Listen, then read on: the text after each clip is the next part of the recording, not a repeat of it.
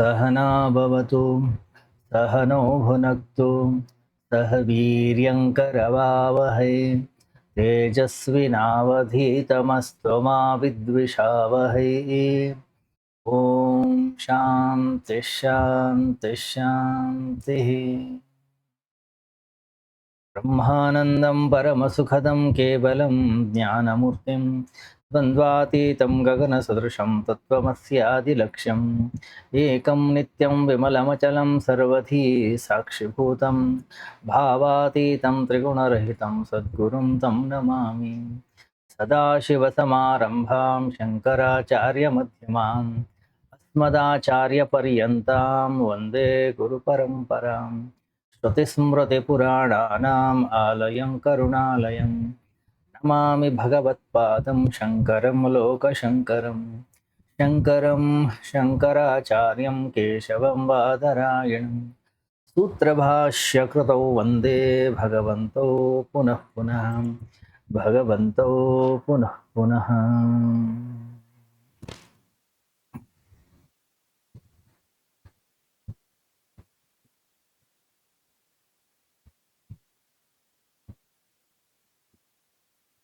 ಆಚಾರ್ಯ ತೋಟಕರಿಂದ ರಚಿಸಲ್ಪಟ್ಟಂತಹ ತೋಟಕಾಷ್ಟಕಂ 8 ಶ್ಲೋಕಗಳಿಂದ ಕೂಡಿರತಕ್ಕಂತಹ ಇದೊಂದು ಗುರುವಿನ ಮೇಲೆ ರಚಿತವಾದಂತಹ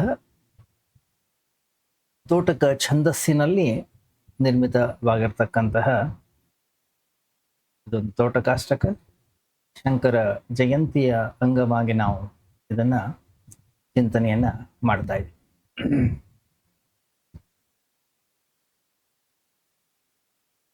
ನಾವು ನೋಡಿದ ಹಾಗೆ ಆಚಾರ್ಯ ತೋಟಕ ಅಷ್ಟೊಂದು ಬುದ್ಧಿವಂತರಾಗಿರಲಿಲ್ಲ.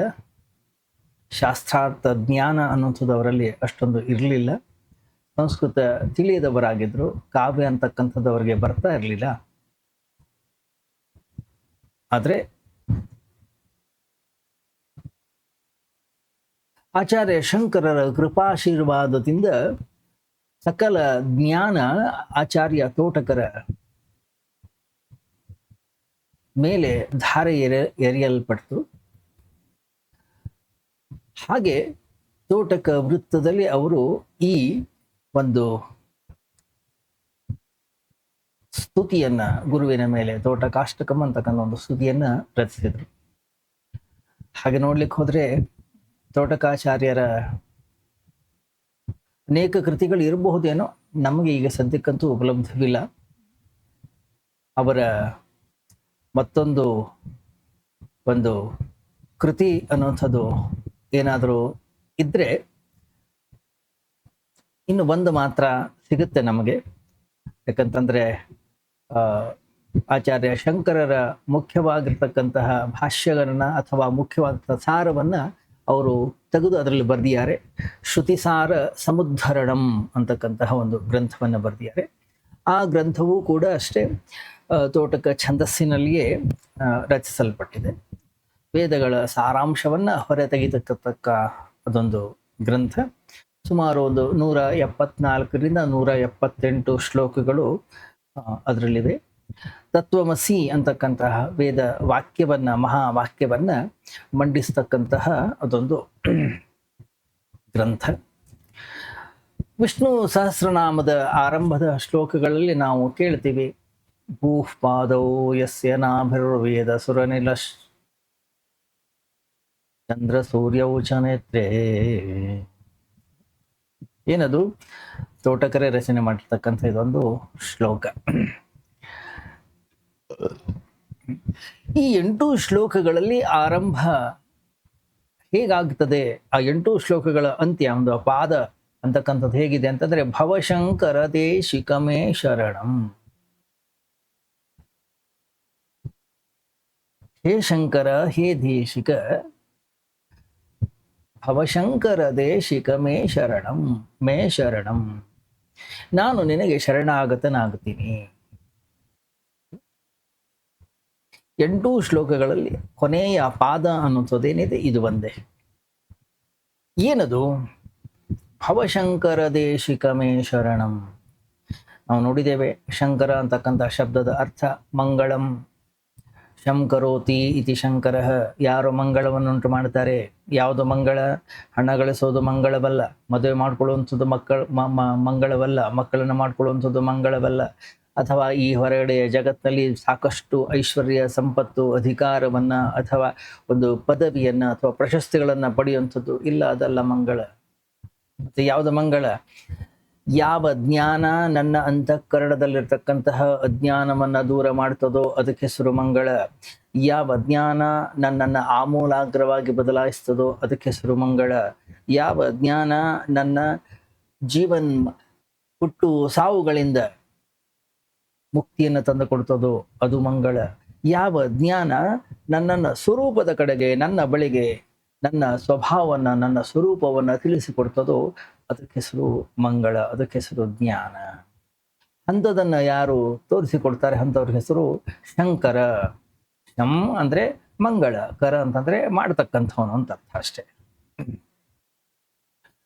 ಆರಂಭದ ಶ್ಲೋಕ ವಿದಿತಾಖಿಲ ಶಾಸ್ತ್ರ ಸುಧಾ ಜಲಧೆ.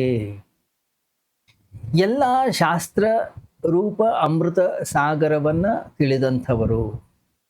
ಆಚಾರ್ಯ ಶಂಕರರು ಇಲ್ಲಿ ಆಚಾರ್ಯ ತೋಟಕರು ಆಚಾರ್ಯ ಶಂಕರರನ್ನ ಸ್ತುತಿಸ್ತಕ್ಕಂಥ ಒಂದು ಶೈಲಿ ಏನದು? ಆಚಾರ್ಯ ಶಂಕರು ಅಂತಂದ್ರೆ ಜ್ಞಾನದ ಒಂದು ಭಾಂಡಾರ. ಅಖಿಲ ಶಾಸ್ತ್ರ, ಅಖಿಲ ಶಾಸ್ತ್ರ ಅಂತಂದ್ರೆ ಶ್ರುತಿ, ಸ್ಮೃತಿ, ಪುರಾಣ, ಇತಿಹಾಸ, ಏನೇನು ವೈದಿಕ ಸಾಹಿತ್ಯ ಅನ್ನುವಂಥದ್ದು ಎಲ್ಲವೂ ಕೂಡ. ಉಪನಿಷತ್ತುಗಳೇ ಎಲ್ಲವನ್ನು ಕೂಡ ಉಲ್ಲೇಖಿಸ್ತಾರೆ, ಮಹಾಭಾರತವನ್ನು ಉಲ್ಲೇಖಿಸ್ತಾರೆ, ಪುರಾಣಗಳನ್ನು ಉಲ್ಲೇಖಿಸ್ತಾರೆ. ಏನು ಅದು ಕೂಡ ಯಾವುದೇ ರೀತಿಯ ಪುಸ್ತಕವನ್ನ ನೋಡದೆಯೇ ಉಲ್ಲೇಖವನ್ನ ಮಾಡ್ತಾರೆ. ಸುಮ್ಮನೆ ಒಂದು ಕಲ್ಪನೆಯನ್ನ ಮಾಡಿ, ಮಹಾಭಾರತ ಅಂತಕ್ಕಂಥ ಒಂದು ಗ್ರಂಥದಲ್ಲಿ 1,00,000 ಶ್ಲೋಕಗಳಿವೆ. ಸರಿಯಾದ ಸಂದರ್ಭದಲ್ಲಿ ಸರಿಯಾದ ಶ್ಲೋಕವನ್ನು ಅಲ್ಲಿ ಉದಾಹರಿಸಬೇಕಾದ್ರೆ ಆ ಗ್ರಂಥದ ಪ್ರತಿ, ಆ ಶಾಸ್ತ್ರದ ಪ್ರತಿ, ಆ ಇತಿಹಾಸದ ಪ್ರತಿ ಎಂತಹ ಹಿಡಿತ ಇರಬೇಕು ವ್ಯಕ್ತಿಯಲ್ಲಿ. ಅದಕ್ಕೋಸ್ಕರ ವಿದಿತ ಅಖಿಲ ಶಾಸ್ತ್ರ ಸುಧಾ ಜಲಧೆ, ಅಖಿಲ ಶಾಸ್ತ್ರವನ್ನ ತಿಳಿದವರು. ನೋಡ್ಬೇಕು ನೀವು, ಅನೇಕ ಭಾಷ್ಯಗಳನ್ನು ಬರೆದಿದ್ದಾರೆ. ಆ ಭಾಷ್ಯಗಳಲ್ಲಿ ಈ ಶ್ರುತಿಯಲ್ಲಿ ಹೀಗಿದೆ, ಈ ಶ್ರುತಿಯಲ್ಲಿ ಹೀಗಿದೆ, ಇದು ಈ ರೀತಿಯಲ್ಲಿದೆ, ಇದು ಈ ರೀತಿಯಲ್ಲಿದೆ. ಏನು ಗೊತ್ತಿರಲಿಲ್ಲ ಆಚಾರ್ಯ ಶಂಕರರಿಗೆ, ಎಲ್ಲವೂ ಕೂಡ ಅವರ ತಲೆಯಲ್ಲಿತ್ತು.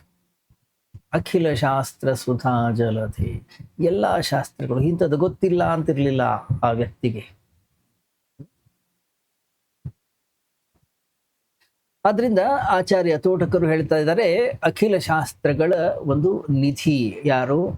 ನೀವು ಆಚಾರ್ಯ ಶಂಕರರು. ಮತ್ತು ಮುಂದುವರಿಸ್ತಾರೆ, ಸುಧಾ, ಸುಧಾ ಅಂತಂದ್ರೆ ಅಮೃತ ಅಂತ.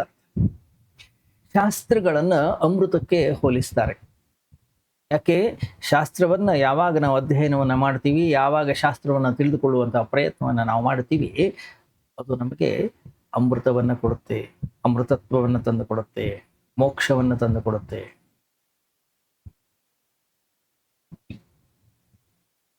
ಅದರಿಂದ ಅದು ಶಾಸ್ತ್ರ ಸುಧಾ ಜಲಧಿ. ಸುಧಾ, ಸುಧಾ ಅಂದ್ರೆ ಅಮೃತ. ಹೊರಗಡೆಯ ಜಗತ್ತಿನ ಯಾವುದೇ ಜ್ಞಾನವನ್ನ ಗಳಿಸ್ಲಿ, ಅಮೃತವನ್ನ ತಂದು ಕೊಡೋದಿಲ್ಲ. ನಮ್ಮಲ್ಲಿ ಇಲ್ಲದೇ ಇರುವಂಥದ್ದನ್ನು ಅದು ಬೇಕಾದ್ರೆ ತಂದು ಕೊಡ್ಬೋದು. ನಮ್ಮ ಹತ್ರ ಹಣ ಇಲ್ಲ, ಹಣ ತಂದು ಕೊಡ್ಬೋದು. ವಿದ್ಯೆ ಇಲ್ಲ, ವಿದ್ಯೆಯನ್ನು ತಂದು ಕೊಡ್ಬೋದು. ಸಂಪತ್ತಿಲ್ಲ, ಸಂಪತ್ತನ್ನು ತಂದು ಕೊಡ್ಬೋದು. ಅಥವಾ ಏನೋ ವಸ್ತುಗಳು ತಂದು ಕೊಡ್ಬೋದು. ವ್ಯಕ್ತಿಗಳಿಲ್ಲ, ತರಿಸ್ಬೋದು. ನಾವು ಮಿತ್ರರನ್ನು ಬೇಕಾದ್ರೆ ಮಾಡ್ಕೊಳ್ಬೋದು, ಮದುವೆ ಮಾಡ್ಕೊಳ್ಬೋದು, ಮಕ್ಕಳನ್ನ ಮಾಡ್ಕೊಳ್ಬೋದು, ಮನೆ ಕಟ್ಕೊಳ್ಬೋದು. ನಾನು ಕಾರ್ ಇಲ್ಲ, ನಾನು ಕಾರ್ ತೆಗೆದುಕೊಳ್ಬೋದು. ನಮ್ಮ ಮನೇಲಿ ಫ್ರಿಡ್ಜ್ ಇಲ್ಲ, ಫ್ರಿಡ್ಜ್ ತೆಗೆದುಕೊಳ್ಬೋದು. ಮುಕ್ತಿಯನ್ನ,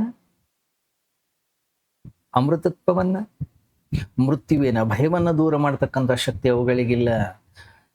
ಮೃತ್ಯುವಿನ ಭಯವನ್ನ ದೂರ ಮಾಡತಕ್ಕಂತಹ ಶಕ್ತಿ ಅನ್ನುವಂಥದ್ದು ಏನಾದ್ರೂ ಇದ್ರೆ ಅದು ಕೇವಲ ಅಧ್ಯಾತ್ಮ ವಿದ್ಯಾನಾಂ ಅಂತಾನೆ ಭಗವದ್ಗೀತೆಯಲ್ಲಿ. ಅದು ಕೇವಲ ಅಧ್ಯಾತ್ಮ ವಿದ್ಯೆಗೆ ಮಾತ್ರ. ಆದ್ರಿಂದ ಅದು ಸುಧಾ, ಸುಧಾ ಅಂದ್ರೆ ಅಮೃತ.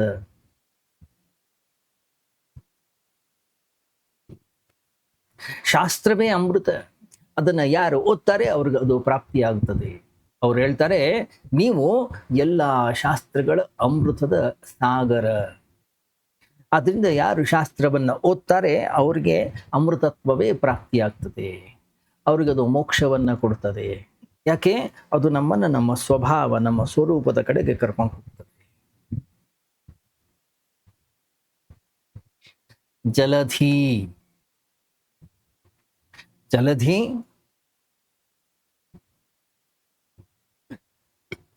ಜಲಧಿ ಅಂತಂದ್ರೆ ಸಾಗರ, ಜಲಧಿ ಅಂದ್ರೆ ಸಮುದ್ರ, ಜಲಧಿ ಅಂತಂದ್ರೆ ಯಾವುದಕ್ಕೆ ಆದಿ ಅಂತ್ಯ ಅನ್ನೋದಿಲ್ಲ, ಯಾವುದಕ್ಕೆ ನಮ್ಗೆ ಇನ್ನೊಂದು ತುದಿ ಅನ್ನೋದು ಕಾಣಿಸೋದಿಲ್ಲ, ಅದನ್ನ ಸಮುದ್ರ ಅಂತ ಹೇಳಿ ಕರೆಯೋದು ನಾವು. ಗಮನಿಸಿ, ನಾವು ನೋಡ್ತೀವಿ ನ್ಯಾಯಶಾಸ್ತ್ರದಲ್ಲಿ ಓದಿದವರನ್ನ, ತರ್ಕಶಾಸ್ತ್ರದಲ್ಲಿ ಅಧ್ಯಯನ ಮಾಡಿದವ್ರನ್ನ, ವ್ಯಾಕರಣವನ್ನ ಅಧ್ಯಯನ ಮಾಡಿದವರನ್ನ, ಅಥವಾ ಯಾವುದೋ ಒಂದೊಂದು ಭಾಗವನ್ನ ಬಹಳಷ್ಟು ಓದಿ ಅದರಲ್ಲಿ ಬಹಳಷ್ಟು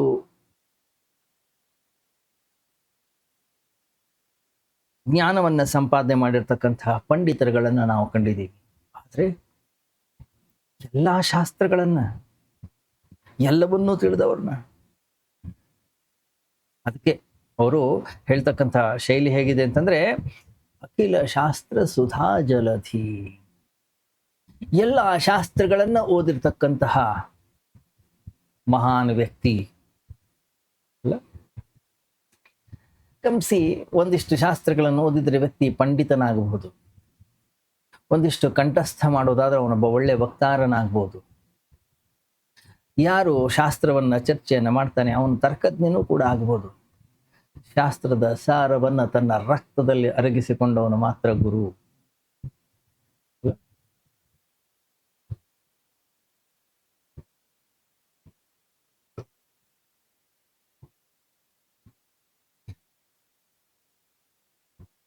ಗುರು ಶಾಸ್ತ್ರವನ್ನ ಓದ್ಲಿಲ್ಲ. ಗುರು ಏನ್ ಮಾಡ್ದ? ಶಾಸ್ತ್ರವನ್ನು ಅರಗಿಸಿಕೊಂಡ. ಕೇವಲ ಗುರು ಅಂತಕ್ಕಂಥವನು ಶಾಸ್ತ್ರದ ಮಾಹಿತಿಯನ್ನ ಕೊಡ್ತಕ್ಕಂಥವನಲ್ಲ. ಮತ್ತೆ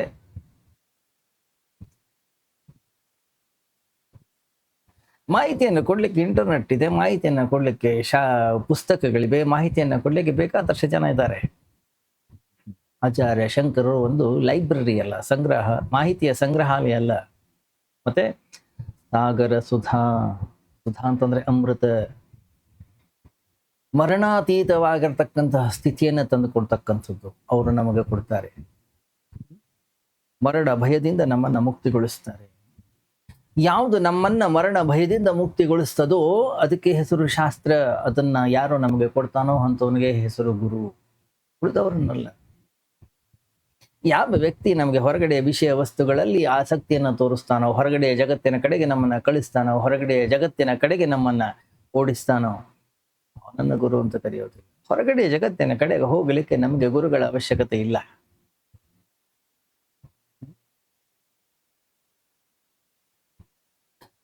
ಆಂತರಿಕ ಜಗತ್ತಿನ ಕಡೆಗೆ ನಾವು ಪ್ರವೇಶವನ್ನ ಮಾಡಬೇಕು, ನಮಗೆ ಗುರುಗಳ ಅವಶ್ಯಕತೆ ಇದೆ. ಆತ್ಮ ವಿಚಾರದ ಕಡೆಗೆ ನಾವು ಬರಬೇಕು, ನಮಗೆ ಗುರುವಿನ ಅವಶ್ಯಕತೆ ಇದೆ. ಹೊರಗಡೆ ಜಗತ್ತಿನಲ್ಲಿ ಎಷ್ಟೇ ಹೋದ್ರೂ ಕೂಡ ಇನ್ನೂ ಏನು ಗಳಿಸ್ಲಿ, ಇನ್ನೂ ಏನು ನಾನು ಸಂಗ್ರಹ ಮಾಡಲಿ, ಇನ್ನೂ ಎಷ್ಟು ನಾನು ದುಡಿಲಿ, ತಿನ್ಲಿ. ಆಚಾರ್ಯ ಶಂಕರರು ಒಬ್ರು ಪಂಡಿತರಾಗಿರ್ಲಿಲ್ಲ, ಆಚಾರ್ಯ ಶಂಕರರು ಒಬ್ರು ತರ್ಕಜ್ಞರಾಗಿರ್ಲಿಲ್ಲ, ಮತ್ತೆ ಅವರೇ ಶಾಸ್ತ್ರ ಆಗಿದ್ರು. ಎಲ್ಲ ಶಾಸ್ತ್ರಗಳು ಅವರ ಅಂತಃಕರಣದಲ್ಲಿ ಜೀರ್ಣವಾಗಿದ್ದವು. ಅವ್ರು ಏನು ಹೇಳ್ತಾರೆ ಅದೇ ಶಾಸ್ತ್ರವಾಗಿತ್ತು.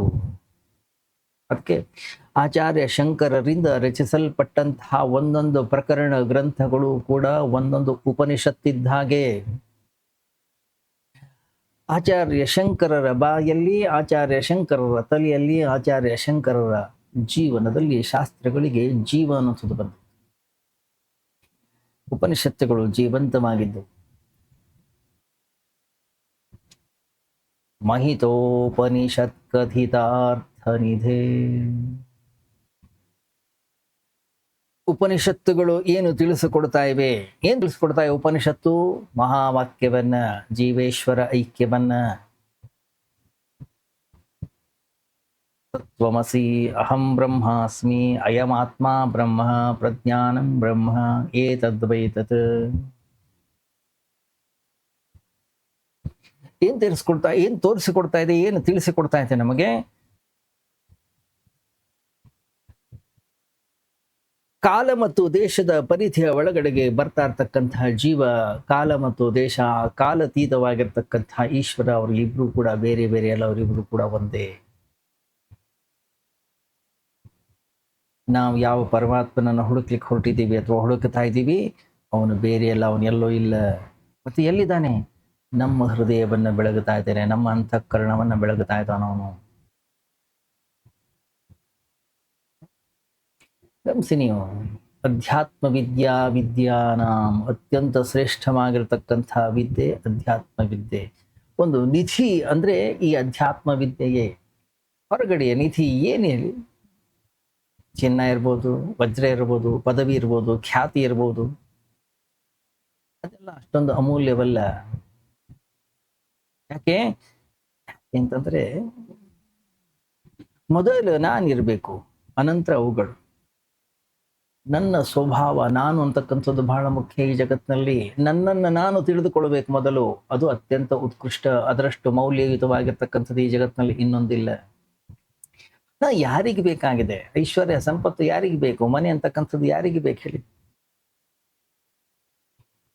ಎಲ್ಲ ಮೌಲ್ಯಗಳ ಮೂಲ ಅಂತಕ್ಕಂಥದ್ದು ಆತ್ಮ.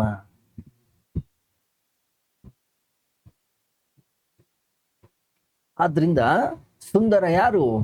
ಆನಂದ ಸ್ವರೂಪ, ಆತ್ಮತತ್ವವೇ ಸುಂದರ. ಗಮನಿಸಿ ನೀವು, ನಾವು ಖುಷಿಯಾಗಿದ್ದೇವೋ, ನಾವು ಸಂತೋಷವಾಗಿದ್ದೇವೋ, ಜಗತ್ತು ಸುಂದರವಾಗಿ ಕಾಣ್ತದೆ. ನಾವು ಸಂತೋಷವಾಗಿದೆಯೋ, ಮಳೆ ಸುಂದರವಾಗಿ ಕಾಣ್ತದೆ. ನಾವು ಸುಂದರವಾಗಿದೆಯೋ, ಹೂವು ಸುಂದರವಾಗಿ ಕಾಣ್ತದೆ. ನಾವು ಸುಂದರವಾಗಿದೆಯೋ, ಪ್ರಕೃತಿ ಸುಂದರವಾಗಿ ಕಾಣ್ತದೆ. ನನ್ನ ಮನಸ್ಸು ಅಳ್ತಾ ಇದೆಯೋ, ಜಗತ್ತು ಅಳೋ ಹಾಗೆ ಕಾಣಿಸ್ತದೆ. ನನ್ನ ಮನಸ್ಸು ದುಃಖದಲ್ಲಿ ಇದೆಯೋ, ಜಗತ್ತು ದುಃಖಿತದಲ್ಲಿರುವ ಹಾಗೆ ಕಾಣಿಸ್ತದೆ. ನನ್ನ ಮನಸ್ಸು ಗೋಳಾಡ್ತಾ ಇದೆಯೋ, ನಮಗೆ ಜಗತ್ತೆಲ್ಲವೂ ಕೂಡ ಗೋಳಾಡುವ ಹಾಗೆ ಕಾಣಿಸ್ತದೆ.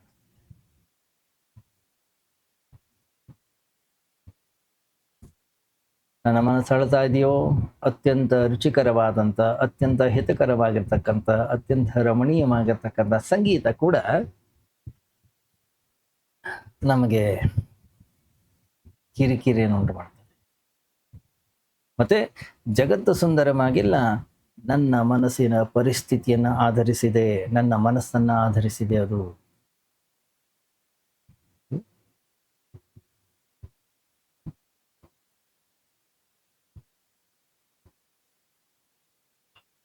ಇದರಿಂದ ಈ ಜಗತ್ತಿನಲ್ಲಿ ಅತ್ಯಂತ ಮೌಲ್ಯಯುತವಾಗಿರ್ತಕ್ಕಂಥದ್ದು ಯಾವುದು?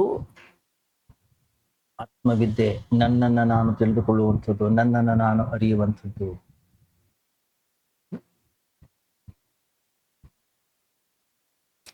ಆದ್ರಿಂದ ಆಚಾರ್ಯ ಶಂಕರರು ಏನನ್ನ ತಿಳಿಸಿಕೊಡ್ತಾ ಇದ್ದಾರೆ ನಮಗೆ? ಶಾಸ್ತ್ರದ ಭಾಂಡಾರವನ್ನ. ಆ ಶಾಸ್ತ್ರ ಏನು ಲಕ್ಷಿಸ್ತಾ ಇದೆ? ನಮ್ಮ ಮೂಲ ಸ್ವಭಾವ, ನಮ್ಮ ಮೂಲ ಸ್ವರೂಪವನ್ನ. ಮಹಿತೋಪನಿಷತ್ ಕಥಿತಾರ್ಥ ನಿಧೇ. ಉಪನಿಷತ್ತುಗಳು ಏನು ತಿಳಿಸಿಕೊಡ್ತಾ ಇದ್ದಾವೆ? ಉಪನಿಷತ್ತುಗಳು ಆತ್ಮ ಸ್ವರೂಪವನ್ನು ತಿಳಿಸ್ಕೊಡ್ತಾ ಇದ್ದಾವೆ. ಉಪನಿಷತ್ತುಗಳು ಜೀವ ಬ್ರಹ್ಮರ ಐಕ್ಯತ್ವವನ್ನು ತಿಳಿಸ್ಕೊಡ್ತಾ ಇವೆ. ಉಪನಿಷತ್ತು ನಮ್ಮ ಸ್ವಭಾವ, ನಮ್ಮ ಸ್ವರೂಪವನ್ನು ತಿಳಿಸ್ಕೊಡ್ತಾ ಇದೆ.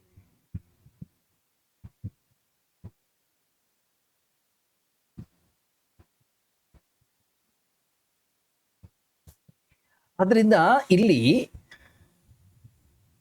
ಶಾಸ್ತ್ರವನ್ನೇ ಅಮೃತಕ್ಕೆ ಹೋಲಿಸ್ತಾರೆ.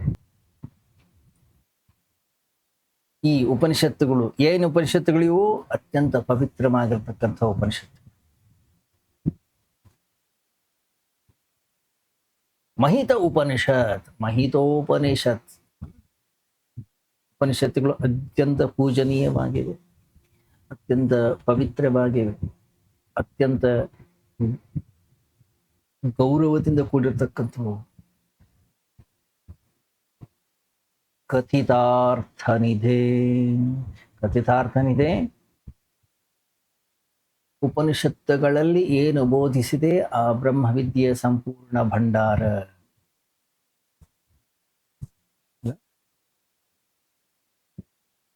ಆಚಾರ್ಯ ಶಂಕರರೇ ಮತ್ತೊಂದು ಕೃತಿಯಲ್ಲಿ ಹೇಳ್ತಾರೆ, ಧನ್ಯಾಷ್ಟಕಂ ಅಂತಕ್ಕಂಥ ಒಂದು ಸಣ್ಣ ಕೃತಿ ಅದು. ಅದರಲ್ಲಿ ಹೇಳ್ತಾರೆ, ತಜ್ಞಾನಂ ಪ್ರಶಮನಕರಂ ಯದಿಂದ್ರಿಯಾಣ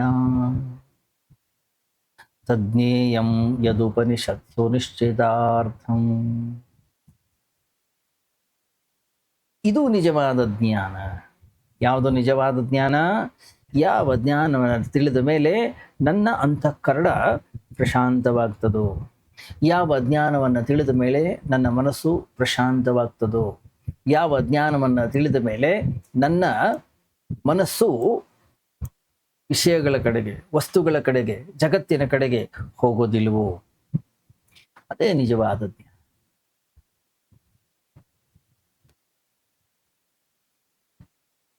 ಹೊರಗಡೆಯ ವಿಷಯ ವಸ್ತುಗಳನ್ನು ನಾವು ಒಂದು ವೇಳೆ ಕಲೀಲಿಕ್ಕೆ ಹೋದ್ರೆ ಏನ್ ಮಾಡುತ್ತದು? ತಿಳ್ಕೊಂಡು ಕೂಡಲೇ ಹೊರಗಡೆ ಹೋಗ್ತೀವಿ, ವಸ್ತುಗಳ ಕಡೆ ಹೋಗ್ತೀವಿ, ವಿಷಯಗಳ ಕಡೆ ಹೋಗ್ತೀವಿ. ನಾವು ಕೂತ್ಕೊಳ್ಳಿಕ್ಕಾಗೋದಿಲ್ಲ. ನಮ್ಮನ್ನು ಉದ್ವಿಗ್ನತೆಯನ್ನು ಗೊಳಿಸ್ತದೆ, ನಮ್ಮನ್ನು ಉದ್ರೇಕ ಮಾಡ್ತದೆ ಆ ವಿಷಯ ಜ್ಞಾನ ಅನ್ನುವಂಥದ್ದು.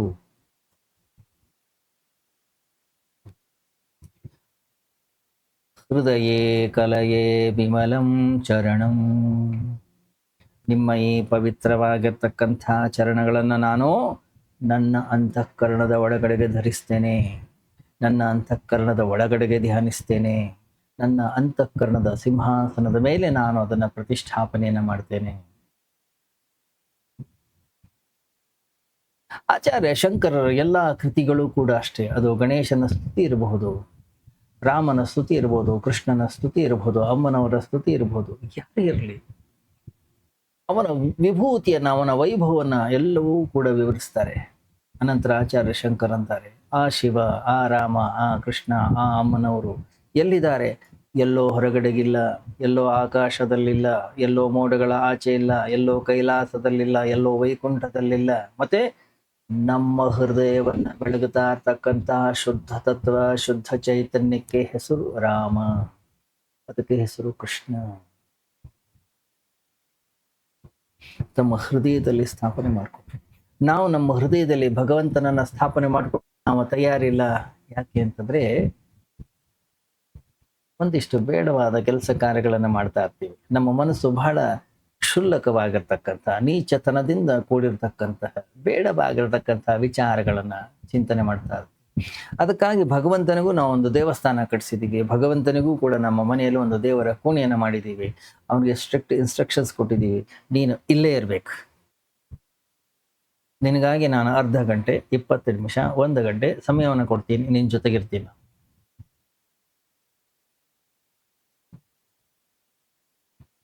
ಆಮೇಲೆ ಬೀಗ ಹಾಕ್ತೀವಿ, ವಾಪಸ್ ಬರ್ತೀವಿ. ನಮ್ಮ ದಾರಿ ನಮಗೆ, ಅವನ ದಾರಿ ಅವನು. ಯಾಕೆ? ಭಗವಂತನನ್ನ ನಾವು ನಮ್ಮ ಅಂತಃಕರಣದ ಒಳಗಡೆಗೆ ಪ್ರತಿಷ್ಠಾಪನೆಯನ್ನ ಮಾಡಿಕೊಂಡ್ರೆ ನಮ್ಮ ಮೋಸ, ನಮ್ಮ ವಂಚತನ, ನಮ್ಮ ಕಳ್ಳತನ, ನಮ್ಮ ಕೆಲವೆಲ್ಲ ಬೇಡಾದ ಕರ್ಮಗಳೇನಿವೆ ಅವುಗಳನ್ನು ಮಾಡ್ಲಿಕ್ಕೆ ಆಗುವುದಿಲ್ಲ. ಅದರಿಂದ ನಾವು ಹೃದಯದಲ್ಲಿ ಭಗವಂತನನ್ನು ಇಟ್ಕೊಳ್ಳಿಕ್ಕೆ ತಯಾರಿಲ್ಲ. ಆದರೆ ತೋಟಕರ ಹಾಗಲ್ಲ. ಹೃದಯೇ ಕಲಯೇ ವಿಮಲಂ ಚರಣಂ. ನಿನ್ನ ಚರಣವನ್ನ ನಾನು ನನ್ನ ಅಂತಃಕರಣದ ಒಳಗಡೆಗೆ ಪ್ರತಿಷ್ಠಾಪನೆಯನ್ನ ಮಾಡ್ಕೊಳ್ತಾ ಇದ್ದೀನಿ. ಎಂತಹ ಚರಣಗಳಂತವು?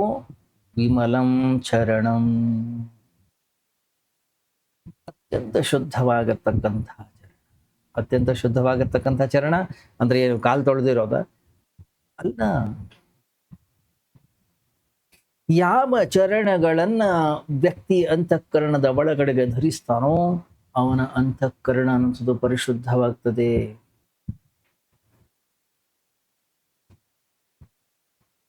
ಗೀತೆಯ 4ನೇ ಅಧ್ಯಾಯದಲ್ಲಿ ಭಗವಂತ ಬಹಳ ಸುಂದರವಾದ ಒಂದು ಮಾತನ್ನ ಹೇಳ್ತಾನೆ. ಜನ್ಮ ಕರ್ಮ ಚ ಮೇ ದಿವ್ಯಂ ಯೇ ಮೇ ವೇತ್ತಿ ತತ್ವತಃ.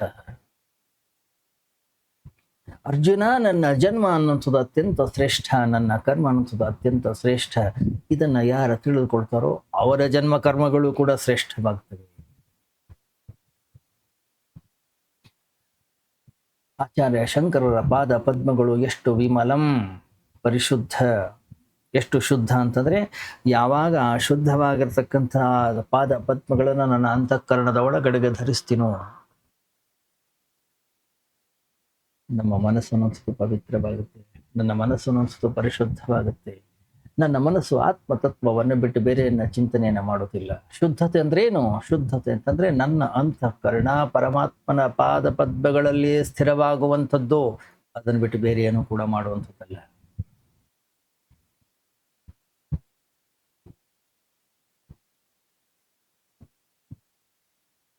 ಹ್ಮ್ ಶುದ್ಧಂ ವಿಮಲಂ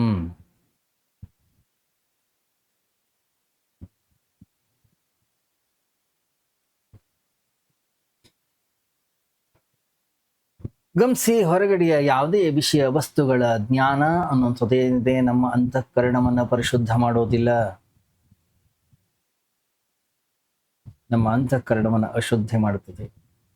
ಏನೇ ಒಂದು ಹೊಸ ಇನ್ಫಾರ್ಮೇಶನ್ ನಮಗೆ ಬಂತೋ, ಏನೇ ಒಂದು ಹೊಸ ವಿಷಯ ಬಂತೋ, ಏನೋ ಒಂದು ಹೊಸ ವಸ್ತುಗಳು ಬಂತೋ, ಏನಾದ್ರೂ ಒಂದು ಹೊಸದೇನಾದ್ರೂ ಬಂತು, ನಮ್ಮ ಮನಸ್ಸು ಸುಮ್ಮನೆ ಕೊಡೋದಿಲ್ಲ, ಅದ್ರ ಹಿಂದೆ ಓಡ್ಲಿಕ್ಕೆ ಶುರು ಮಾಡುತ್ತೆ. ಏನದು ನೋಡೋಣ, ಒಂದ್ಸರಿ ನೋಡೋಣ, ಒಂದ್ಸರಿ ಮುಟ್ಟೋಣ, ಒಂದ್ಸರಿ ಅನುಭವಿಸೋಣ, ಒಂದ್ಸರಿ ರುಚಿಸೋಣ.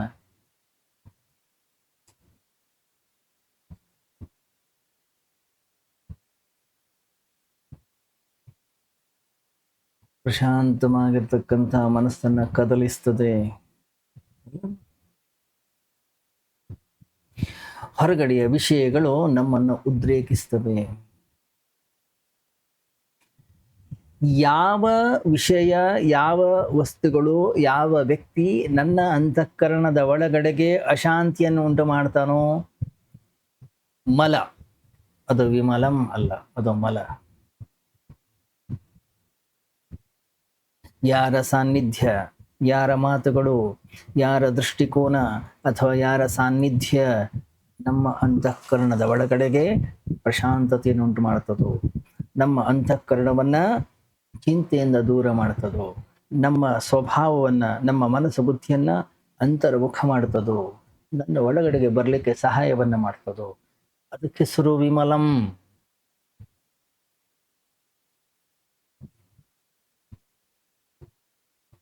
ಯಾವ ವ್ಯಕ್ತಿಯ ಮಾತುಗಳನ್ನ ಕೇಳ್ದ ನಾನು ರಾಜಕೀಯದ ಬಗ್ಗೆ, ವಿಷಯ ಜಗತ್ತಿನ ಬಗ್ಗೆ, ವ್ಯವಹಾರದ ಬಗ್ಗೆ, ಹಣದ ಬಗ್ಗೆ, ಕೀರ್ತಿಯ ಬಗ್ಗೆ, ಸ್ತ್ರೀಯ ಬಗ್ಗೆ, ಪುರುಷನ ಬಗ್ಗೆ ಅಥವಾ ಇನ್ಯಾವುದೋ ಹೊರಗಡೆಯ ಜಗತ್ತಿನ ವಸ್ತು ವಿಷಯಗಳ ವ್ಯಕ್ತಿಗಳ ಕುರಿತು ಚಿಂತನೆಯನ್ನು ಆರಂಭ ಮಾಡಿದ್ರೆ ಅದನ್ನ ವಿಮಲಂ ಅಂತ ಹೇಳಿ ಕರೆಯೋದಿಲ್ಲ.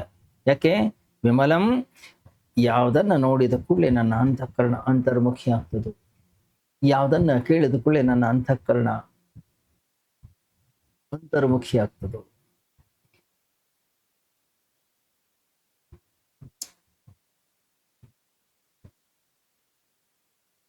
ಇಂದ ತೋಟಕರಲ್ಲಿ ಹೇಳ್ತಾ ಇದ್ದಾರೆ, ವಿಮಲಂ ಚರಣಂ. ಆಚಾರ್ಯ ಶಂಕರರ ಚರಣ ಅನ್ನೋದೇನಿದೆ ಅತ್ಯಂತ ಪರಿಶುದ್ಧ. ಯಾಕೆ? ಆ ಪರಿಶುದ್ಧವಾದಂತಹ ಚರಣಗಳನ್ನ, ಆ ಪಾದ ಪದ್ಮಗಳನ್ನ ಯಾವಾಗ ನಾನು ನನ್ನ ಹೃದಯದಲ್ಲಿ ಧ್ಯಾನಿಸ್ತೇನೆ, ನನ್ನ ಅಂತಃಕರಣ ಅನ್ನೋದು ಪರಿಶುದ್ಧವಾಗ್ತದೆ, ನನ್ನ ಮನಸ್ಸು ಅನ್ನೋದು ಶುದ್ಧವಾಗ್ತದೆ, ನನ್ನ ವಿಚಾರ, ನನ್ನ ಚಿಂತನೆಗಳು ಪರಿಶುದ್ಧವಾಗ್ತವೆ. ಯಾವಾಗ ನನ್ನ ಅಂತಃಕರಣ ಅನ್ನೋದು ಪರಿಶುದ್ಧವಾಯಿತು, ಆತ್ಮತತ್ವವನ್ನ ಅರಿಯತಕ್ಕಂತಹ, ಆತ್ಮತತ್ವವನ್ನ ತಿಳಿಯತಕ್ಕಂತಹ ಶಕ್ತಿ, ಸಾಮರ್ಥ್ಯವನ್ನ ನಾವು ಗಳಿಸ್ತೀವಿ.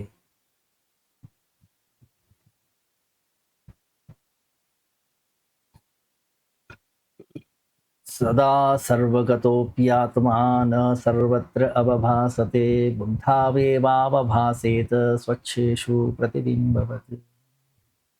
ಆತ್ಮಬೋಧದಲ್ಲಿ ಆಚಾರ್ಯ ಶಂಕರರು ಹೇಳ್ತಾರೆ, ಭಗವಂತ ಎಲ್ಲಾ ಕಡೆಗೂ ಇದ್ದಾನೆ, ಆದ್ರೆ ನಮಗೆ ಕಾಣಿಸೋದಿಲ್ವಲ್ಲ. ಭಗವಂತ ನನಗೆ ಕಾಣಬೇಕು, ನನ್ನ ಅಂತಃಕರಣ ಪರಿಶುದ್ಧವಾಗಿರಬೇಕು, ನನ್ನ ಪ್ರತಿಬಿಂಬ ಕನ್ನಡಿಯಲ್ಲಿ ಸ್ಪಷ್ಟವಾಗಿ ಕಾಣಬೇಕು, ಕನ್ನಡಿ ಶುದ್ಧವಾಗಿರಬೇಕು, ಅಲ್ಲಿ ವಿಷಯಗಳ, ವಸ್ತುಗಳ ಧೂಳು ಅನ್ನಿಸದಿರಬಾರದು. ಭವಶಂಕರ ದೇಶಿಕ ಮೇ ಶರಣಂ, ಭವಶಂಕರ ದೇಶಿಕ ಮೇ ಶರಣಂ. ಹೇ ಶಂಕರ, ಹೇ ದೇಶಿಕ, ನನಗೆ ನೀವೇ, ನಿಮ್ಮನ್ನು ಬಿಟ್ಟು ಬೇರೆ ಯಾರು ಕೂಡ ಇಲ್ಲ. ದೇಶಿಕ, ಯಾರು ನಮಗೆ ಸರಿಯಾದ ದಿಕ್ಕನ್ನು ತೋರಿಸ್ತಾರೋ ಅಂಥವ್ರನ್ನ ದೇಶಿಕ ಅಂತ ಕರೀತಾರೆ. ಯಾವ ವ್ಯಕ್ತಿ ನನ್ನನ್ನು ಆಮೂಲಾಗ್ರವಾಗಿ ಬದಲಾಯಿಸ್ತಾನೋ ಅಂಥವನನ್ನ ದೇಶಿಕ ಅಂತ ಕರೀತಾರೆ. ಯಾವ ವ್ಯಕ್ತಿ ಹೊರಗಡೆಯ ಜಗತ್ತಿನ ಕಡೆಗೆ ನನ್ನನ್ನು ಪ್ರೇರೇಪಿಸ್ತಾನೋ ಅಂಥವನನ್ನ ದೇಶಿಕ ಅಂತ ಹೇಳಿ ಕರೆಯೋದಿಲ್ಲ.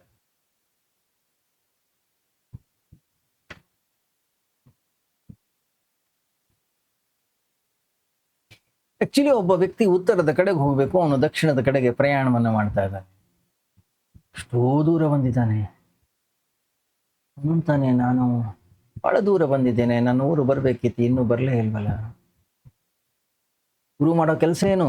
ಅವನನ್ನ ತಿರುಗಿಸ್ತಾನೆ, ಉಲ್ಟಾ ಮಾಡಿ ನಿಲ್ಲಿಸ್ತಾನ, ದಿಕ್ಕನ್ನು ಬದಲಾಯಿಸ್ತಾನೆ.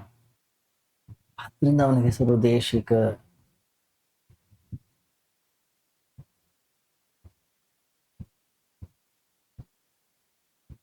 ಒಂದು ವೇಳೆ ನಾವು ದಿಕ್ಕನ್ನು ಬದಲಾಯಿಸಲಿಲ್ಲ, ನಾವು ಗುರಿಯನ್ನ ಸೇರ್ಲಿಕ್ಕೆ ಸಾಧ್ಯ ಇಲ್ಲ.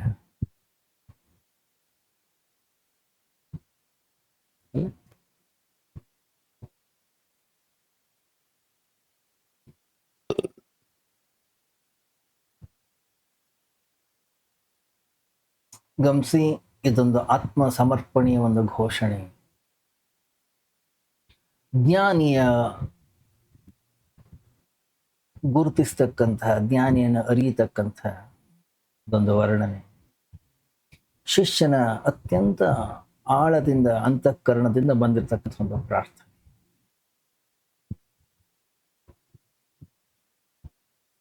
ಅದಕ್ಕೆ ಶಿಷ್ಯ ಹೇಳ್ತಾನೆ, ವಿದಿತಾಖಿಲ ಶಾಸ್ತ್ರ ಸುಧಾ ಜಲಧೆ.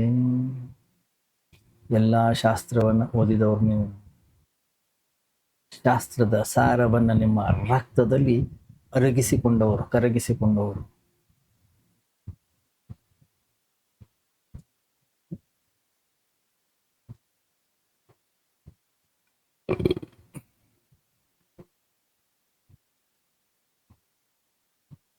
ಯಾರು ಬೇಕಾದರೂ ಕೂಡ ಶಾಸ್ತ್ರಿಗಳಾಗ್ಬೋದು, ಯಾರು ಬೇಕಾದವರು ಕೂಡ ಈ ಜಗತ್ತಿನಲ್ಲಿ ಪಂಡಿತರಾಗ್ಬೋದು.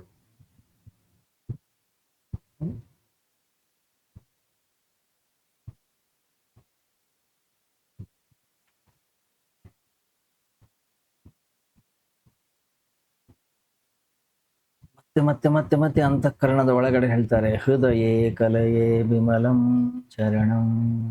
ನಿನ್ನ ಚರಣಗಳನ್ನ ನನ್ನ ಅಂತಃಕರಣದ ಒಳಗಡೆಗೆ ಪ್ರತಿಷ್ಠಾಪನೆಯನ್ನು ಮಾಡ್ಕೊಳ್ತೀನಿ. ಏನು ಹೃದಯ ಅಂದ್ರೆ? ಹೃದಯ ಅಂತಂದ್ರೆ ವಿಜ್ಞಾನ ಏನು ತೋರಿಸ್ತಾ ಇದೆ ಆ ಹೃದಯವಲ್ಲ. ಹೃದಯ ಅಂತಂದ್ರೆ ಅಂತರಂಗ, ಹೃದಯ ಅಂತಂದ್ರೆ ಮನಸ್ಸು, ಬುದ್ಧಿ.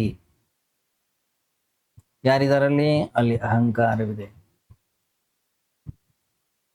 ತೋಟಕರು ಹೇಳ್ತಾ ಇದ್ದಾರೆ, ಅಲ್ಲಿ ಅಹಂಕಾರಕ್ಕೆ ಪ್ರವೇಶವಿಲ್ಲ, ಅಲ್ಲಿ ಕೇವಲ ನನ್ನ ಗುರುವಿಗೆ ಮಾತ್ರ ಸ್ಥಾನ, ಬೇರೆ ಯಾರಿಗೂ ಕೂಡ ಸ್ಥಾನ ಇಲ್ಲ.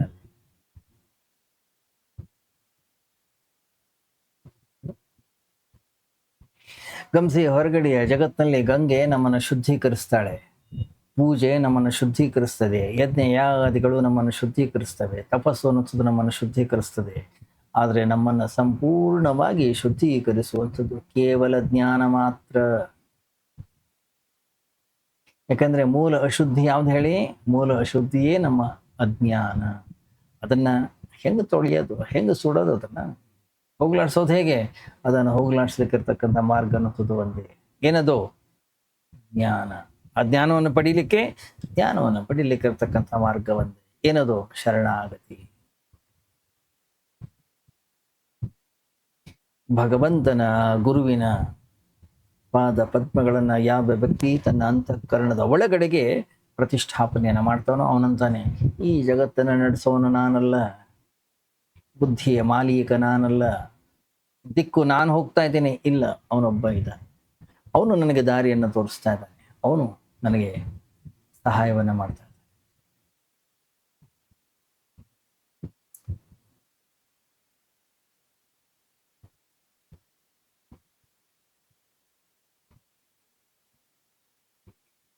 ಗಮನಿಸಿ, ಜೀವನದಲ್ಲಿ ಹಣ ಬೇಕು, ಜೀವನದಲ್ಲಿ ಮನೆ ಬೇಕು, ಜೀವನದಲ್ಲಿ ಮನೆ ಮಕ್ಕಳು ಬೇಕು, ಜೀವನದಲ್ಲಿ ಕುಟುಂಬ ಬೇಕು. ಇವೆಲ್ಲಕ್ಕಿಂತಲೂ ಹೆಚ್ಚು ಜೀವನದಲ್ಲಿ ನಮಗೆ ಗುರು ಬೇಕು. ಎಂಥ ಗುರು?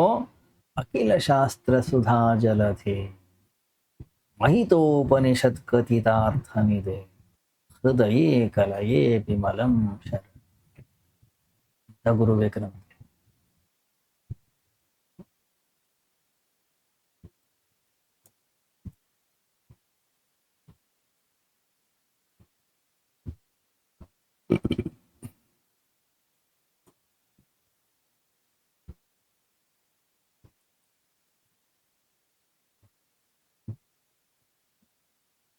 ಮುಂದುವರಿಯುತ್ತೆ. ಎರಡನೆಯ ಶ್ಲೋಕವನ್ನು ನೋಡಿ. ಕರುಣಾವರುಣಾಲಯ ಪಾಲಯ ಮಾಂ ಭವಸಾಗರ ದುಃಖ ವಿದೂನ ಹೃದಂ ರಚಯಾಖಿಲ ದರ್ಶನ ತತ್ವವಿದಂ ಭವಶಂಕರ ದೇಶಿಕ ಮೇ ಶರಣಂ ಭವಶಂಕರ ದೇಶಿಕ ಮೇ ಶರಣಂ.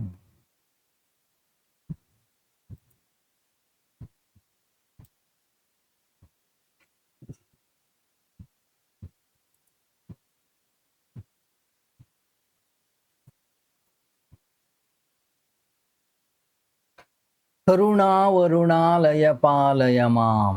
ಕರುಣಾವರುಣಾಲಯ. ವರುಣಾಲಯ, ವರುಣ ಅಂದ್ರೆ ನೀರು, ಆಲಯ ಅಂದ್ರೆ ನಿವಾಸ ಅಥವಾ ನೆಲೆ. ಅದರಿಂದ ವರುಣಾಲಯ ಅಂತಂದ್ರೆ ನೀರಿನ ಆಲಯ. ನೀರಿನ ಆಲಯ ಅಂದ್ರೆ ಸಮುದ್ರ ಅಥವಾ ಒಂದು ಜಲಾಶಯ, ಒಂದು ಡ್ಯಾಮ್ ಇರ್ಬೋದು. ಇಲ್ಲಿ ಆಚಾರ್ಯರನ್ನು ಅವ್ರು ಹೇಳ್ತಕ್ಕಂಥ ಶೈಲಿ ನೋಡಿ. ಕರುಣಾವರುಣಾಲಯ.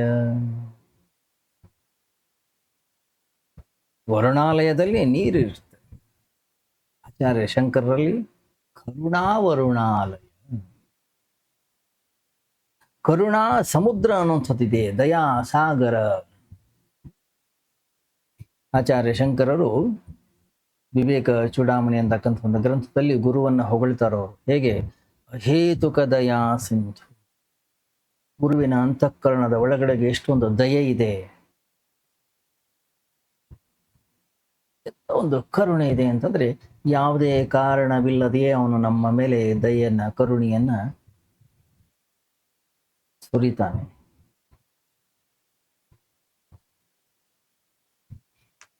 ಮೀನಾಕ್ಷಿ ಪಂಚರತ್ನದಲ್ಲಿ ಕೂಡ ನೀವು ಕೇಳಿರ್ಬೋದು. ಮೀನಾಕ್ಷೀಂ ಪ್ರಣತೋಸ್ಮಿ ಸಂತತಮಹಂ ಕಾರುಣ್ಯವಾರಾಂ ನಿಧಿಂ. ದೇವಿಯನ್ನವರು ಹೊಗಳೋ ಶೈಲಿ ಏನು? ಕಾರುಣ್ಯದ ಮಹಾಸಾಗರ ನೀನು. ಕರುಣಾವರುಣಾಲಯ. ಯಾರು? ಹೇ ಶಂಕರ, ನನ್ನನ್ನು ಕಾಪಾಡು, ನನ್ನನ್ನು ರಕ್ಷಿಸು. ಯಾವುದೇ ರೀತಿಯ ಪ್ರತಿಫಲಾಪೇಕ್ಷೆ ಅನ್ನುವಂಥದ್ದು ಇಲ್ಲದೆ ಯಾವ ವ್ಯಕ್ತಿ ನಮಗೆ ಸಹಾಯವನ್ನು ಮಾಡ್ತಾನೋ, ಯಾವ ವ್ಯಕ್ತಿ ನಮ್ಮನ್ನು ಉದ್ಧರಿಸ್ತಾನೋ, ಯಾವ ವ್ಯಕ್ತಿ ನಮ್ಮನ್ನ ಮೇಲಕ್ಕೆತ್ತಾನೋ ಅಂಥವನನ್ನು ನಾವು ಗುರು ಅಂತ ಹೇಳಿ ಕರಿತೀವಿ, ಅಂಥವನನ್ನು ನಾವು ಆಚಾರ್ಯ ಅಂತೀವಿ, ಅಂಥವನನ್ನು ನಾವು ದೇಶಿಕ ಅಂತೇಳಿ ಕರಿತೀವಿ. ಹೇ ಕರುಣಾವರುಣಾಲಯ ಶಂಕರ, ಮಾಂ ಪಾಲಯ.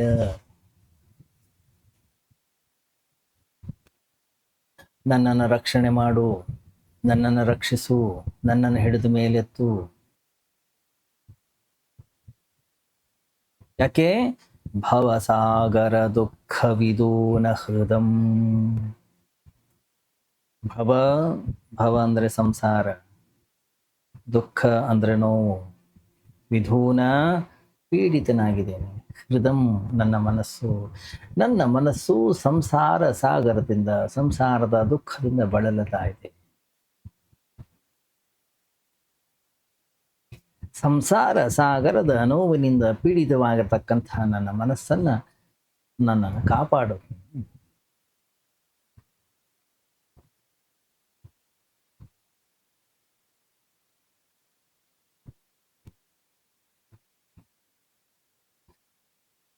ಈ ಸಂಸಾರ ಜನ್ಮ ದುಃಖಂ, ಜರಾ ದುಃಖಂ. ಹುಟ್ಟು ಕೂಡ ದುಃಖವೇ, ಮೃತ್ಯು ಕೂಡ ದುಃಖವೇ, ಮಧ್ಯದಲ್ಲಿ ದುಃಖವೇ.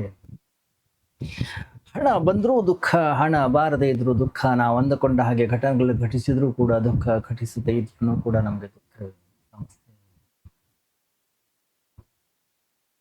ಏನಿದು? ಇದಕ್ಕೆ ಹೆಸರು ಸಂಸಾರ. ಇಲ್ಲಿ ಒಳ್ಳೆಯದು ಅಂತ ಇಲ್ಲವೇ ಇಲ್ಲ. ಈ ಕ್ಷಣಕ್ಕೆ ಯಾವುದು ಒಳ್ಳೆಯದು ಅಂತ ಹೇಳಿ ನಮಗನ್ನಿಸ್ತದೆ, ಇನ್ನೊಂದು ಕ್ಷಣಕ್ಕೆ ಏನೋ ಆಗಿರುತ್ತೆ, ಅದು ದುಃಖವಾಗಿರುತ್ತೆ, ಅದು ಸಮಸ್ಯೆ ಆಗಿರುತ್ತೆ.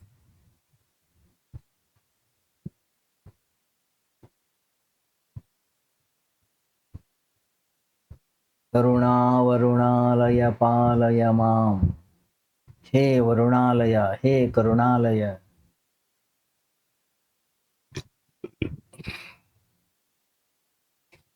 ಈ ಜಗತ್ತಿನಲ್ಲಿ ಬರ್ತಕ್ಕಂತಹ ಸಮಸ್ಯೆ, ಈ ಜಗತ್ತಿನಲ್ಲಿ ಬರ್ತಕ್ಕಂತಹ ತಾಪತ್ರಯಗಳು, ಈ ಜಗತ್ತಿನಲ್ಲಿ ಘಟಿಸ್ತಕ್ಕಂತಹ ಚಿತ್ರ ವಿಚಿತ್ರವಾಗಿರ್ತಕ್ಕಂತಹ ಘಟನೆಗಳಿಂದ ನಾನು ನೊಂದಿದೆ, ನನಗೆ ಸಾಕಾಗಿದೆ.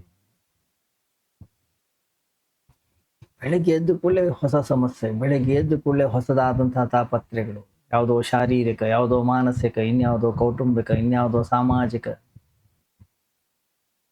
ನನ್ನ ವೈಯಕ್ತಿಕ, ನನ್ನ ಕೌಟುಂಬಿಕ, ನನ್ನ ಶಾರೀರಿಕವಾಗಿರ್ತಕ್ಕಂತಹ, ನನ್ನ ಮಾನಸಿಕ ಯಾವುದೇ ಸಮಸ್ಯೆಗಳು ನಮಗಿಲ್ಲ ಅಂತಂದ್ರೆ ಹೊರಗಡೆ ಜಗತ್ತಿನಲ್ಲಿ ಏನೋ ಕರ್ಫ್ಯೂ ಇರುತ್ತೆ, ಹೊರಗಡೆ ಜಗತ್ತಿನಲ್ಲಿ ಏನೋ ಗಲಾಟೆ ಇರುತ್ತೆ, ಹೊರಗಡೆ ಜಗತ್ತಿನಲ್ಲಿ ಏನೋ ದೊಂಬಿ ಇರುತ್ತೆ.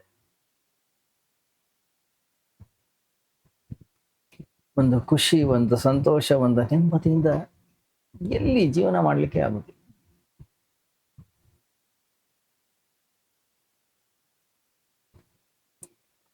ಆದ್ರಿಂದ ಈ ಜಗತ್ತಿನ ನೋವಿನಿಂದ, ಈ ಜಗತ್ತಿನ ಹೊಡೆತಗಳಿಂದ, ಈ ಜಗತ್ತಿನ ಬದಲಾವಣೆಗಳಿಂದ, ಈ ಜಗತ್ತಿನಲ್ಲಿ ಘಟಿಸ್ತಕ್ಕಂತಹ ಸುಖ ದುಃಖಗಳಿಂದ ನಾನು ಬೆಂದು ಹೋಗಿದ್ದೀನಿ. ಭವಸಾಗರ ದುಃಖವಿದೋ ನ ಹೃದಂ. ನನ್ನ ಮನಸ್ಸು ಹಣ್ಣಾಗಿದೆ, ನನಗೆ ಈ ಜಗತ್ತು ಸಾಕಾಗಿದೆ. ಗಮನಿಸಿ, ಈ ಜಗತ್ತಿನಲ್ಲಿ ಎಲ್ಲಿ ತನಕವೂ ಕೂಡ ನಾನು ಬಯಸಿದ ಹಾಗೆ ಘಟನೆಗಳು ಘಟಿಸ್ತಾ ಇರ್ತೋ ಅಲ್ಲಿ ತನಕ ಜಗತ್ತು ನನಗೆ ಬೇಕು, ಅಲ್ಲಿ ತನಕ ವಸ್ತುಗಳು ನನಗೆ ಬೇಕು, ಅಲ್ಲಿ ತನಕ ವ್ಯಕ್ತಿಗಳು ನನಗೆ ಬೇಕು, ಅಲ್ಲಿ ತನಕ ಎಲ್ಲವೂ ಕೂಡ ಬೇಕು ನಮ್ಗೆ.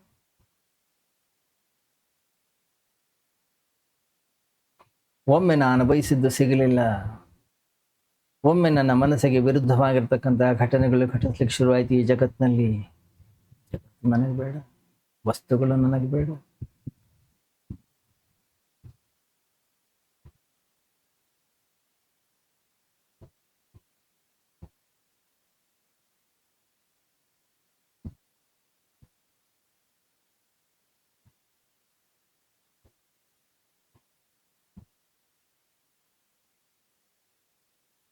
ಎಷ್ಟು ದಿವಸ ನಾನು ಬಯಸಿದ ಹಾಗೆ ಘಟನೆಗಳು ಘಟಿಸ್ತವೆ ಈ ಜಗತ್ತಿನಲ್ಲಿ? ಎಷ್ಟು ದಿನಗಳ ಕಾಲ ನಮ್ಮ ಇಷ್ಟದಂತೆ ಈ ಜಗತ್ತಿನಲ್ಲಿ ಜನ ನಮ್ಮ ಮಾತನ್ನ ಕೇಳ್ತಾರೆ?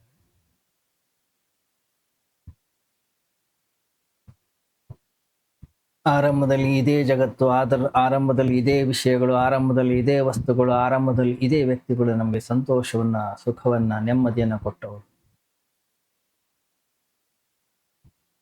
ಕೆಲವು ದಿನಗಳಾದ ಕೂಡಲೇ ಅವರಿಂದಲೇ ದುಃಖ, ಕೆಲವು ದಿನಗಳಾದ ಕೂಡಲೇ ಅವರಿಂದಲೇ ತಾಪತ್ರ್ಯ, ಕೆಲವು ದಿನಗಳಾದ ಕೂಡಲೇ ಅವರಿಂದಲೇ ಗೋಳು ಅಂತ ಅಳ್ತಾ ಕೂತ್ಕೊಳ್ತೀವಿ. ಯಾಕಾದ್ರೂ ಮದುವೆ ಅದೇನ, ಯಾಕಾದ್ರೂ ಮನೆ ಕಟ್ಟಿಸ್ತೆ, ಯಾಕಾದ್ರೂ ಈ ಬಿಸ್ನೆಸ್ ಶುರು ಮಾಡಿದೆ, ಯಾಕಾದ್ರೂ ಇದನ್ನೆಲ್ಲ ರಂಪ ಮಾಡ್ಕೊಂಡೆ, ಅವಶ್ಯಕತೆ ಇರಲಿಲ್ಲ. ಯಾಕೆ? ಯಾವ್ದ್ರಿಂದ ಸುಖ ಸಿಗುತ್ತೆ, ಯಾವ್ದ್ರಿಂದ ಸಂತೋಷ ಸಿಗುತ್ತೆ ಅಂತ ನಾನು ತಿಳ್ಕೊಂಡಿದ್ದು, ಅದರಿಂದ ಬರೀ ದುಃಖ ಬರ್ತಾ ಇದೆ ನಮ್ಮ ಮನಸ್ಸಿನಲ್ಲಿ. ಸಂಸಾರದ ನೋವು, ಗೋಳಾಟ, ನರಳಾಟ, ಅದು ಬಿಟ್ಟು ಬೇರೆ ಏನು ಇಲ್ವೇ ಇಲ್ಲ.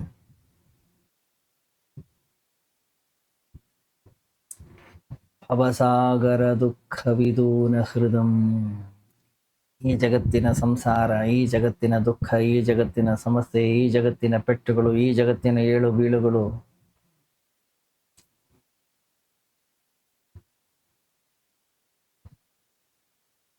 ಚೇತರಿಸ್ಕೊಳ್ಳಿಕ್ಕಾಗುವುದಿಲ್ಲ. ಆಳಿ ಮೆಲುಮೆಲುನೊಮ್ಮೆ ಧಾಳಿ ರಭಸದಿನೊಮ್ಮೆ ಹೇಳದೆಯ ಕೇಳದೆಯ ಬಹನು ವಿಧಿರಾಯ. ಮೇಲ ಕೀಳಾಗಿಪನು ಕೀಳ ಮೇಲಾಗಿಪನು ತಾಳುಮೆಯಲಿರು ನೀನು. ಈ ಜಗತ್ತು ಹೇಗಿದೆ ಅಂತಂದ್ರೆ ಹೇಳಿ ಕೇಳಿ ಸಮಸ್ಯೆಗಳು ಬರೋದಿಲ್ಲ, ಹೇಳಿ ಕೇಳಿ ಜಗತ್ತಿನಲ್ಲಿ ಅಪತ್ಯಗಳು ಬರೋದಿಲ್ಲ. ಯಾವಾಗ ಏನು ಘಟಿಸ್ತದೆ ಗೊತ್ತಿಲ್ಲ ನಮಗೆ. ಅದಕ್ಕೋಸ್ಕರ ರಚಯಾಖಿಲ ದರ್ಶನ ತತ್ವವಿಧಂ. ಅಖಿಲ ದರ್ಶನ, ಎಲ್ಲ ಶಾಸ್ತ್ರ, ಎಲ್ಲ ವಿಜ್ಞಾನದ ಮುಖ್ಯ ತತ್ವ ಯಾವುದು? ಬ್ರಹ್ಮವಿದ್ಯೆ. ತತ್ವವಿದಂ, ನೀನು ಯಾರು? ತತ್ವವನ್ನು ತಿಳ್ಕೊಂಡಿರ್ತಕ್ಕಂಥ. ಬ್ರಹ್ಮವಿದ್ಯೆಯನ್ನು ನನಗೆ ನೀನು ತಿಳಿಸಿಕೊಡು. ಯಾಕೆ? ಬ್ರಹ್ಮವಿದ್ಯೆ ಎಲ್ಲ ವಿದ್ಯೆಗಳಿಗೆ ಆಧಾರ. ಯಾವ ವಿದ್ಯೆ ನಮ್ಮನ್ನ ಆತ್ಮತತ್ವದ ಕಡೆಗೆ ಕರ್ಕೊಂಡು ಹೋಗುವುದಿಲ್ವೋ ಆ ವಿದ್ಯೆ ಅನ್ನೋದು ವ್ಯರ್ಥವಾಗಿರ್ತಕ್ಕಂಥ ವಿದ್ಯೆ, ಅದು ಅಪೂರ್ಣವಾಗಿರ್ತಕ್ಕಂಥ ವಿದ್ಯೆ.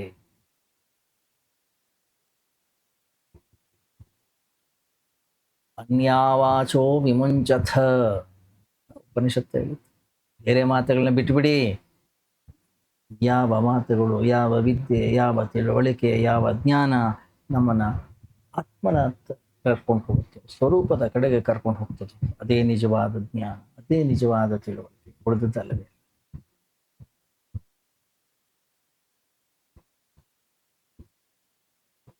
ರಚಯ, ತೋಟಕರು ಹೇಳೋದು, ನನ್ನನ್ನು ಆ ರೀತಿಯಲ್ಲಿ ಮಾಡು, ನನ್ನನ್ನು ತಿಳುವಳಿಕೆಯನ್ನಾಗಿ ಮಾಡು, ನನ್ನನ್ನು ಜ್ಞಾನಿಯಾಗಿಸು, ನನ್ನನ್ನು ನೀನು ಕಾಪಾಡು. ಹೇಗೆ? ಭವಶಂಕರ ದೇಶಿಕ ಮೇ ಶರಣಂ. ಹೇ ಶಂಕರ,